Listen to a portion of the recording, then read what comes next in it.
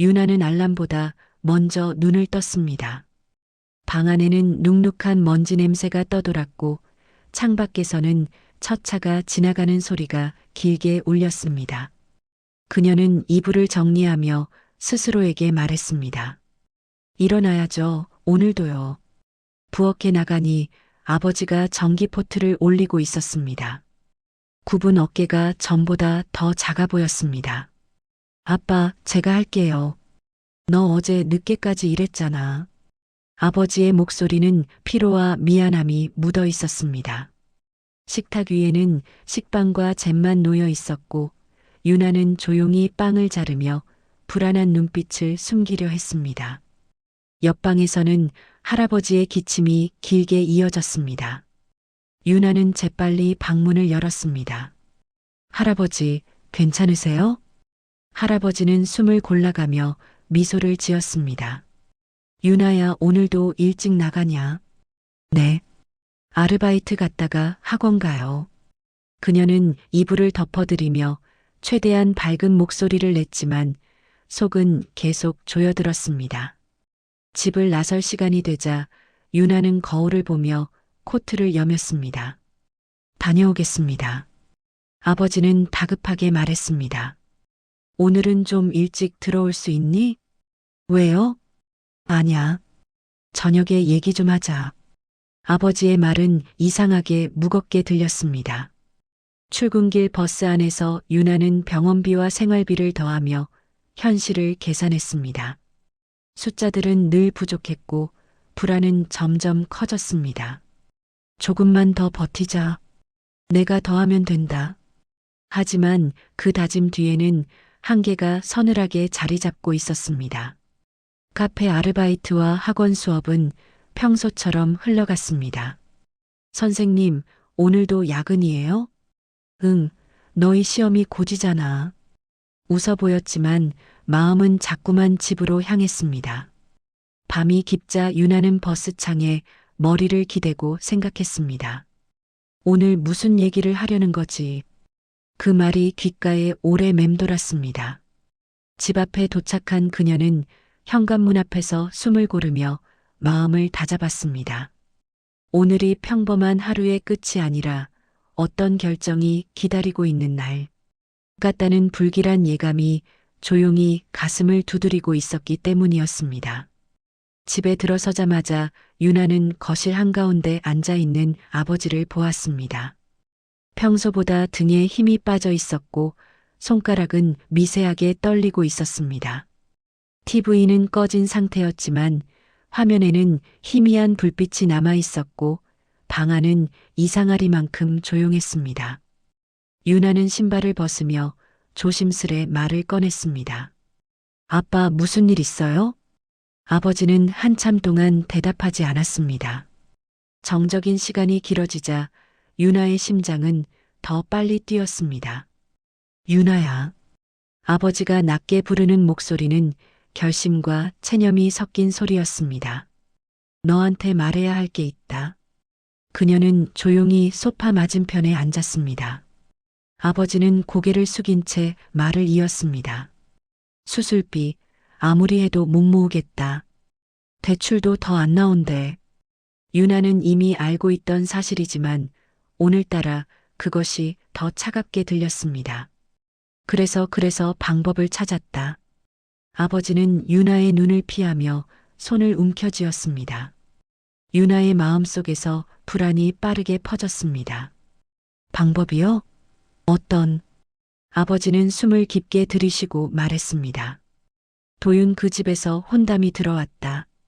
조건이 좋다. 너만 허락하면 할아버지 수술비도 병원비도 다 해준대. 순간 유나는 무엇인가가 머리 위에서 무너져 내리는 느낌을 받았습니다. 저보고 결혼하라고요? 그 집 그 바보 재벌이라고 소문난. 말을 잇기도 전에 아버지는 고개를 끄덕였습니다. 사람들이 뭐라 하든 상관없다. 중요한 건 너희 할아버지다. 유나는 숨을 고르며 말했습니다. 아빠, 그 사람 나랑 아무 관계도 없는데요. 안다. 하지만 이건 기회야. 우리 같은 사람들한테 다시는 안 오는 기회다. 아버지의 눈빛에는 절망과 간절함이 뒤엉켜 있었습니다. 유나는 말없이 손을 내려다보았습니다. 손가락이 천천히 떨렸습니다. 머릿속에서는 할아버지의 기침소리가 되살아났고 병원의 차가운 환기음이 겹쳐 들렸습니다. 도망치고 싶은 마음과 포기할 수 없는 책임감이 한꺼번에 밀려왔습니다. 잠시 후 아버지가 조용히 말했습니다. 유나야, 내 인생을 팔라는 말인 거 나도 안다. 그래서 미안하다. 하지만 살려야 한다. 내가 아니면 우리가 할 수 있는 게 없다. 유나는 천천히 숨을 들이쉬었습니다. 마음속 깊은 곳에서 무언가 단단하게 굳어지는 느낌이 들었습니다. 혹시 그쪽에서 뭐라고 했어요? 아버지는 작게 답했습니다. 신혼 첫날에만 얼굴 보고 그 뒤로는 내가 원하면 따로 살아도 된대. 그 집은 그냥 예의만 지키면 된다고 하더라.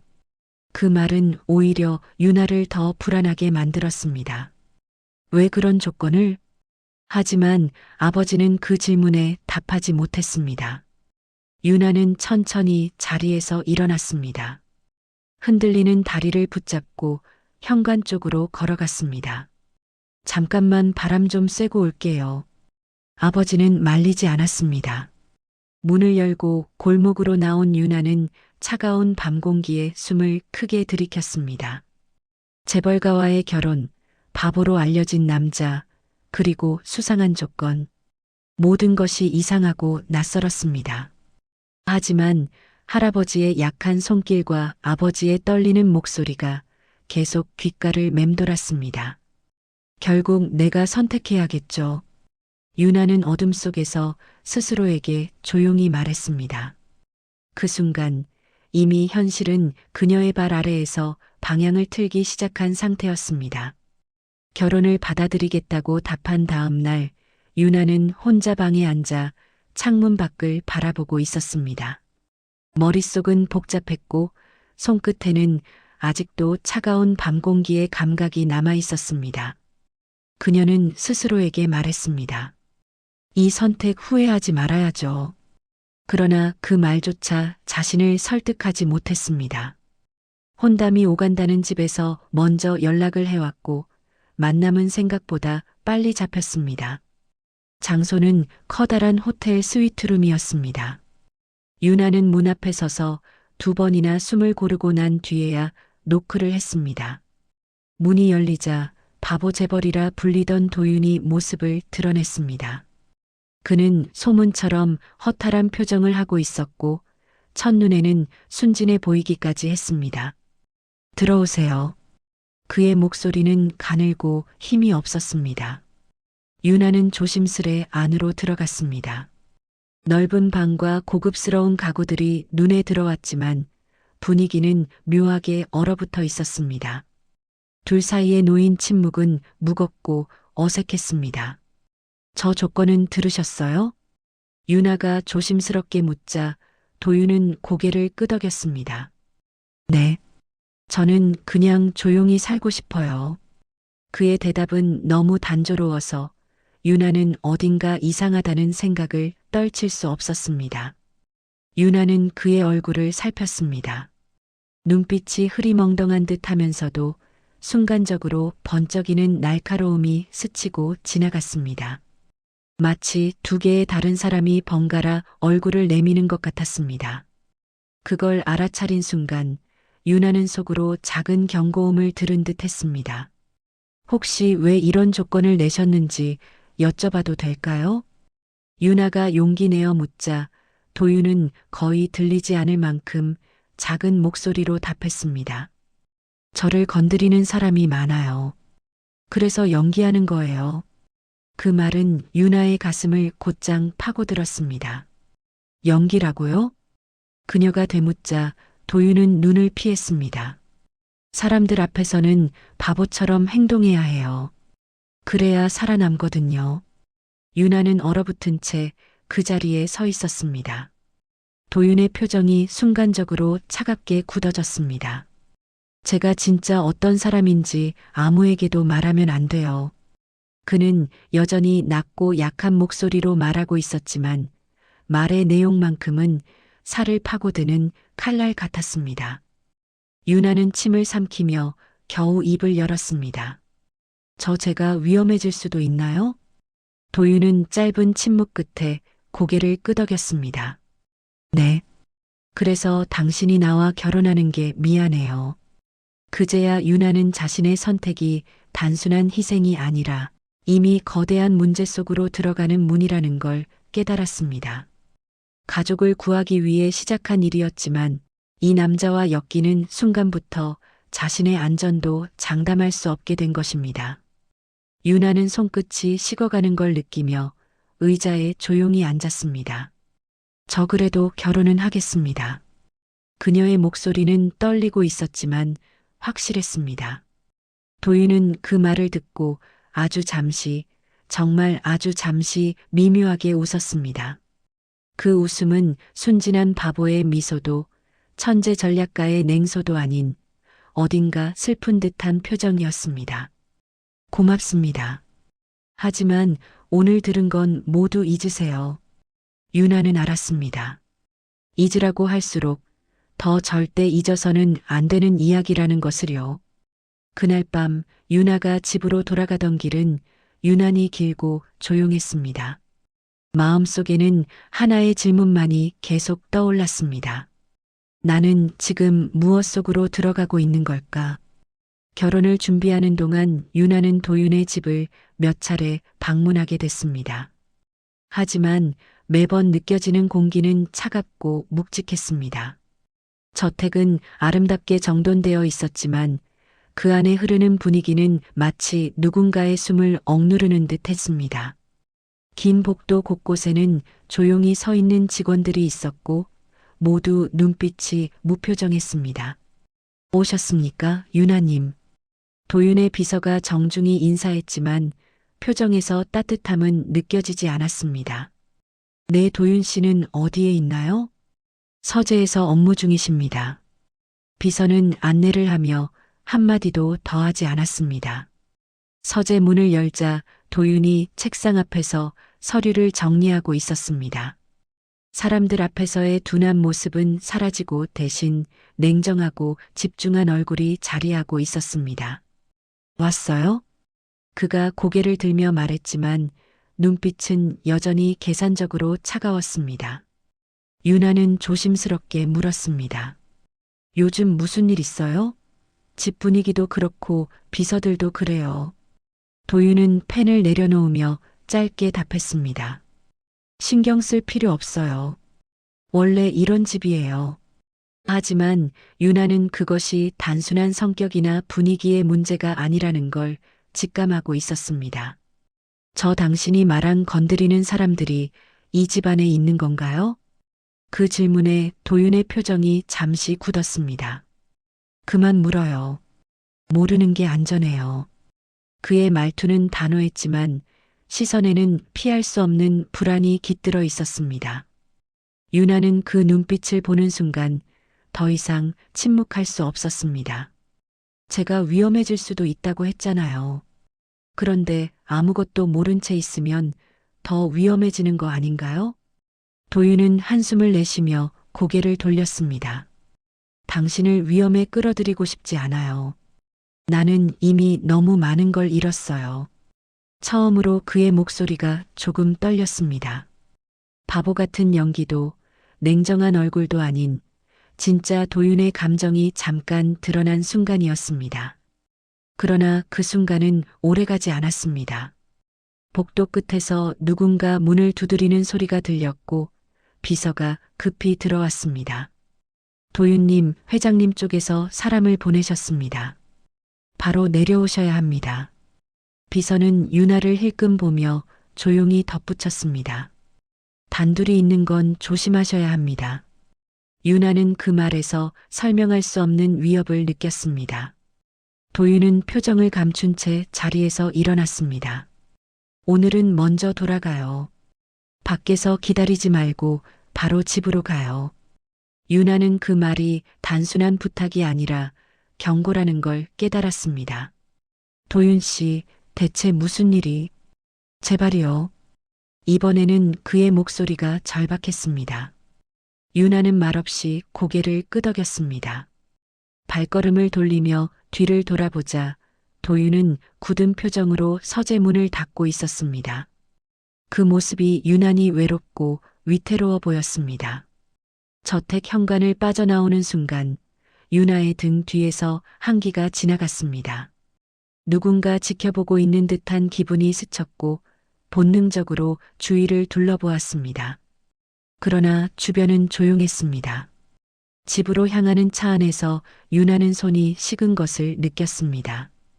이 결혼 단순한 거래가 아니야. 그녀는 점점 확신하고 있었습니다.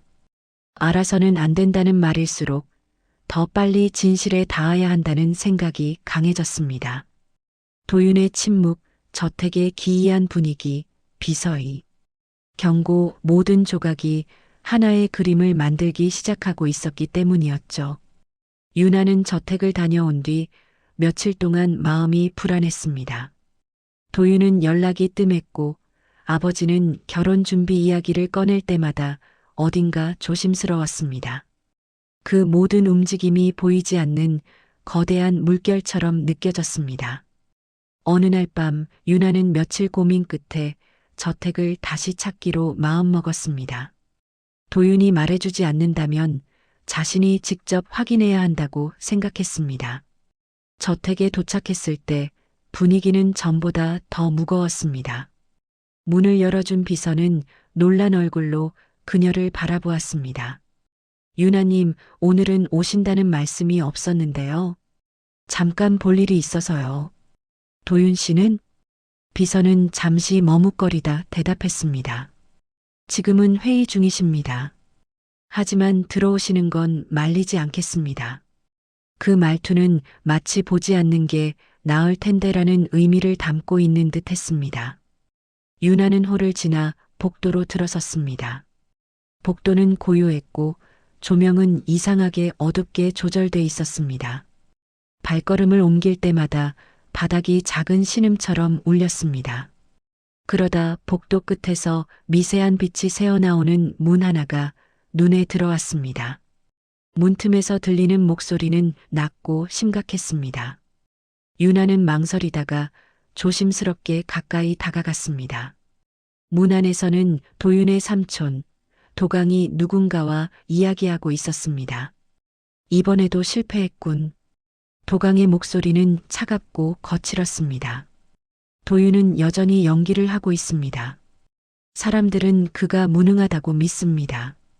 다른 사람이 보고하는 듯한 목소리가 이어졌습니다. 유나는 숨을 삼켰습니다. 도강은 잠시 말이 없더니 차가운 톤으로 중얼거렸습니다. 이제 연기는 필요 없다.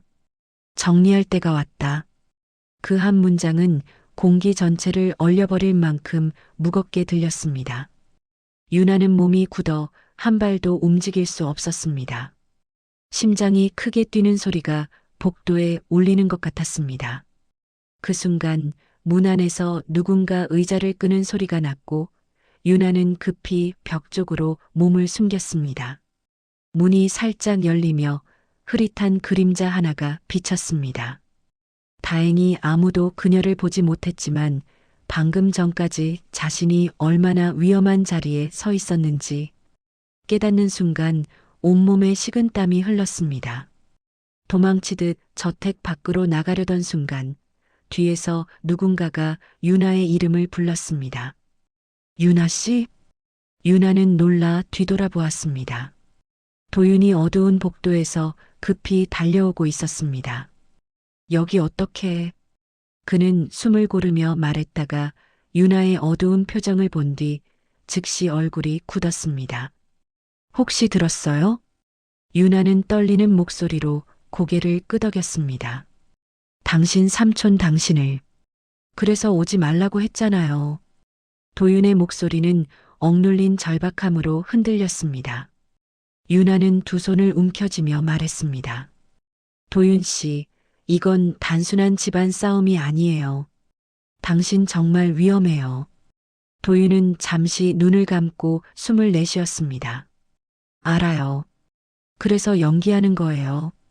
내가 무능하다고 믿게 만들어야 나를 건드리지 않으니까. 유나는 그의 설명을 들으며 자신이 생각보다 더 깊고 어두운 싸움 속에 들어왔음을 느꼈습니다. 하지만 이제 연기만으로는 안 될 거예요. 도강 씨가.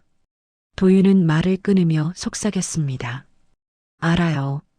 그래서 당신을 멀리하려고 했던 거예요. 그의 마지막 말은 오히려 유나의 마음을 더 강하게 흔들어 놓았습니다. 저도 이제 물러날 수 없어요. 유나의 목소리는 작지만 단단했습니다. 그 순간 갑작스러운 발소리가 복도 저편에서 들려왔고 도윤은 유나의 손을 잡고 급히 계단 쪽으로 이끌었습니다. 지금은 나가요.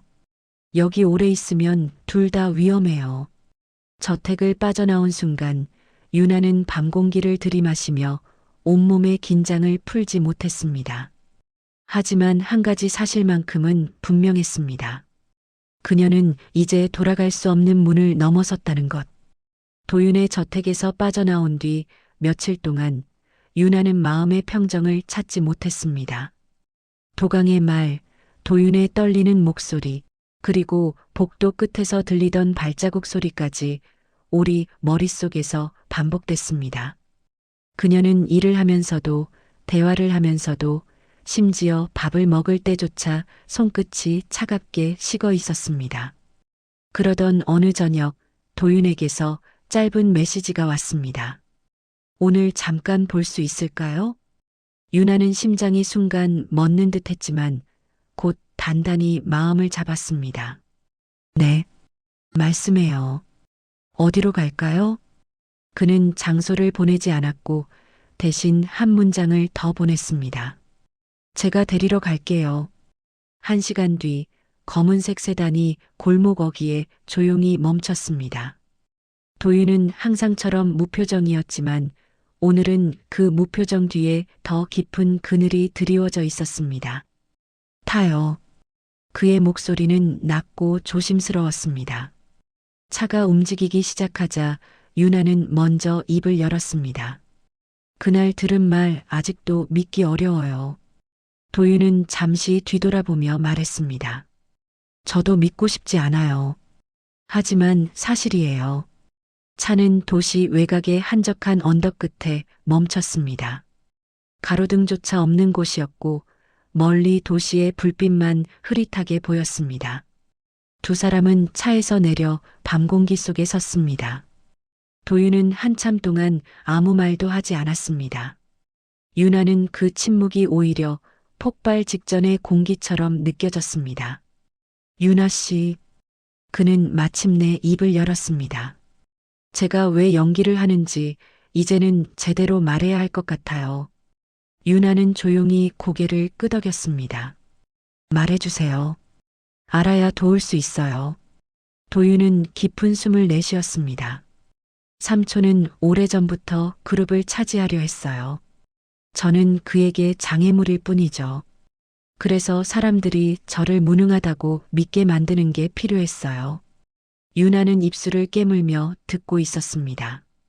그럼 당신이 바보처럼 행동하는 건 사람들의 눈을 속이기 위해서였던 거군요. 네. 그래야 살아남으니까요. 도윤은 잠시 유나를 바라보았습니다. 흔들리는 그의 눈빛에는 두려움과 후회가 섞여 있었습니다. 당신을 끌어들이고 싶지 않았어요. 결혼 조건도 사실 제가 낸 게 아니에요. 그럼 누가요? 유나가 묻자 도윤은 고개를 숙였습니다. 삼촌이요. 당신을 이용해서 저를 더 압박하려는 거죠. 유나는 숨이 멎는 듯 했습니다. 저를 이용하려고 한다고요? 네. 당신을 통해 제가 선택을 하게 만들려는 거예요.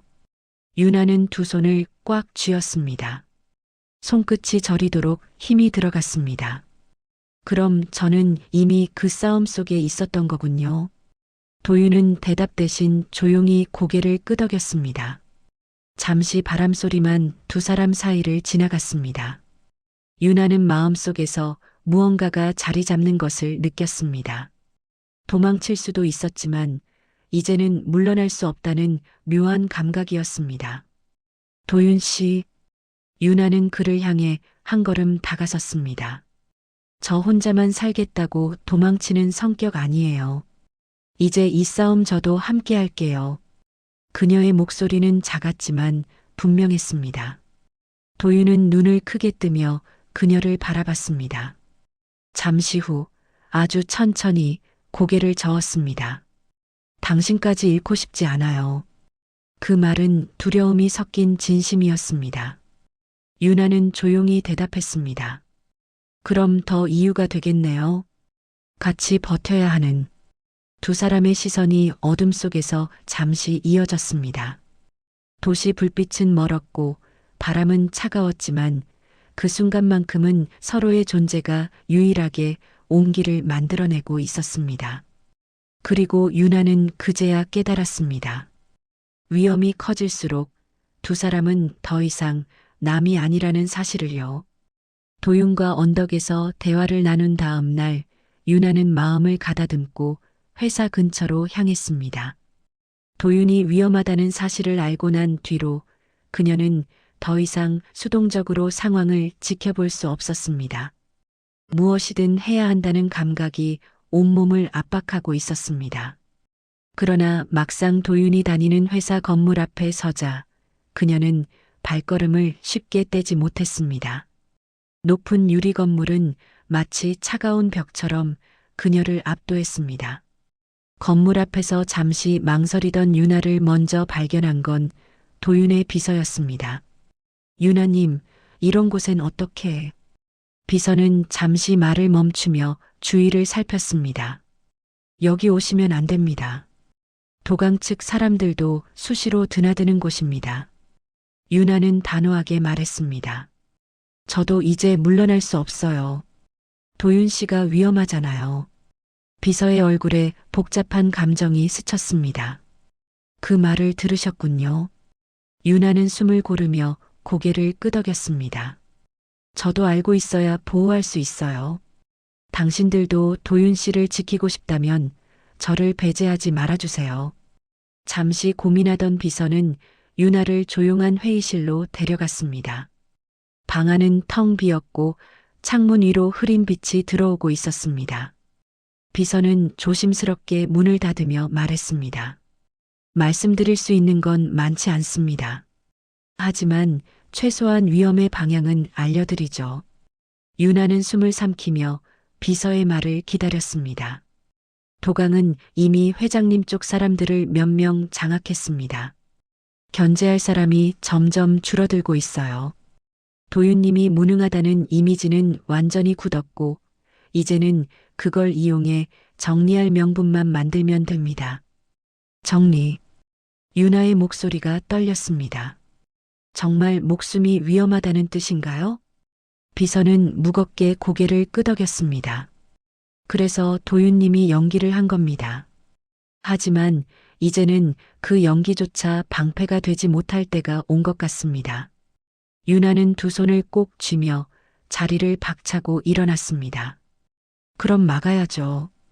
비서는 놀란 눈으로 그녀를 보았습니다. 유나님 혼자서는 혼자 아니에요. 도윤 씨가 있어요. 그리고 당신들도 있잖아요. 그 말에 비서는 잠시 말을 잇지 못했습니다. 그분에게 이런 말을 한 사람은 처음입니다. 유나는 깊게 숨을 들이쉬고 창밖을 바라보았습니다. 빌딩 숲 사이로 바람이 흐르고 있었고 도시 전체가 무언가 불안하게 떨리는 듯 했습니다. 저 오늘 도윤 씨 만나야 해요. 지금 상황을 말해야 해요. 그때 회의실 문이 갑자기 열렸습니다. 문틈에 선 사람은 도윤이었습니다. 얼굴은 평소보다 더 창백했고 눈빛은 긴장으로 차올라 있었습니다. 유나 씨 여기서 뭐 하고 있어요? 유나는 빠르게 다가가 말했습니다. 당신 삼촌 움직였어요. 곧 뭔가 할 거예요. 지금 가만히 있으면 안 돼요. 도윤은 잠시 눈을 감았다가 천천히 숨을 내쉬었습니다. 그래서 제가 당신을 멀리하려고 했던 거예요. 하지만 이제 늦었어요. 유나는 단호하게 말했습니다. 저도 이 안에 들어왔고 빠져나갈 생각 없어졌어요. 잠시 정적이 이어진 뒤 도윤이 조용히 말했다. 고맙습니다. 그러나 그 말을 끝내기도 전에 복도에서 누군가 급히 달려오는 발소리가 들렸습니다. 비서가 문을 열자마자 외쳤습니다. 도윤님, 도강 측에서 긴급 이사회 소집했습니다. 지금 바로 이동하셔야 합니다. 유나는 도윤을 바라봤고 도윤은 그녀에게 아주 짧게 고개를 끄덕였습니다. 이제 피할 수 없어요. 유나의 심장은 빠르게 뛰기 시작했습니다. 모든 조각이 결국 한 곳을 향해 모이고 있었습니다. 그리고 그곳은 폭풍의 중심부였습니다. 이사회가 열리는 회의실 앞 복도는 이미 전쟁터의 공기처럼 팽팽했습니다. 유나는 비서의 안내를 받아 멀찍이 떨어진 자리에서 상황을 지켜보고 있었습니다. 문 앞에는 경호원들이 늘어서 있었고 안쪽에서는 낮지만 날선 목소리들이 하나둘 새어 나오고 있었습니다. 그녀의 손바닥은 차갑게 젖어 있었고 심장은 귀 옆에서 뛰는 듯 했습니다. 잠시 뒤 문이 열리며 도윤이 회의실 안으로 들어갔습니다. 유나는 그가 마지막으로 뒤돌아보는 모습을 보았습니다. 여기 계세요. 끝나면 바로 나갈게요. 그의 목소리는 떨렸지만 그 안에는 단단한 결심도 담겨 있었습니다. 문이 닫히자 복도는 다시 침묵에 잠겼습니다. 유나는 긴 호흡을 반복하며 마음을 진정시키려 했습니다. 그러다 비서가 조용히 말을 건넸습니다. 오늘은 아마 큰 변수가 있을 겁니다. 도강 씨가 너무 서두르고 있어요. 그런데도 도윤 씨는 혼자 들어갔네요. 혼자가 아닙니다. 유나님이 있으니까요. 비서의 한마디에 유나는 가슴이 미묘하게 떨렸습니다. 수십 분이 몇 시간처럼 느껴졌을 때 회의실 안에서 갑작스러운 고성이 터져 나왔습니다. 이건 증거입니다. 더 속일 수 없어요.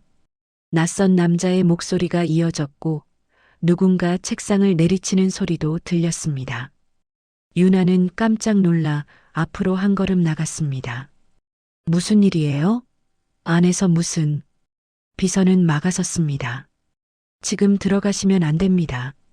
그 순간 문이 확 열리며 몇 명의 임원들이 거칠게 뛰쳐나왔습니다. 표정은 혼란과 충격으로 뒤섞여 있었습니다. 그들의 뒤로 도강이 붉어진 얼굴로 고함을 치고 있었습니다. 말도 안 되는 조작이야. 나를 모함하는. 그 뒤에 천천히 걸어 나온 사람은 도윤이었습니다. 얼굴에는 피곤함이 묻어 있었지만 눈빛은 단단히 살아 있었습니다. 그는 유나를 발견하자 아주 가볍게 미소를 지었습니다. 끝났어요. 유나는 숨이 멎은 듯 그를 바라보았습니다. 무슨 일이? 도윤은 짧고 차분하게 설명했습니다. 오래 준비해둔 자료가 있었어요. 삼촌이 자금을 빼돌린 기록들, 외부와 은밀히 거래한 증거들 오늘 모두 공개했습니다. 유나는 믿기지 않는 듯 눈을 크게 뜨고 말했습니다. 그럼 이제 당신은 더 이상 바보가 아니어도 됩니다. 도강은 경호원들에게 제압되어 복도 끝으로 끌려가고 있었습니다. 그가 소리치며 발버둥 쳤지만 아무도 그의 말에 귀 기울이지 않았습니다. 권력의 중심은 이미 다른 쪽으로 기울고 있었습니다. 유나는 힘이 빠진 듯 도윤에게 다가갔습니다. 살았네요. 네. 그리고 도윤은 잠시 말끝을 흐리더니 조심스러운 얼굴로 그녀의 손을 잡았습니다. 당신 덕분이에요.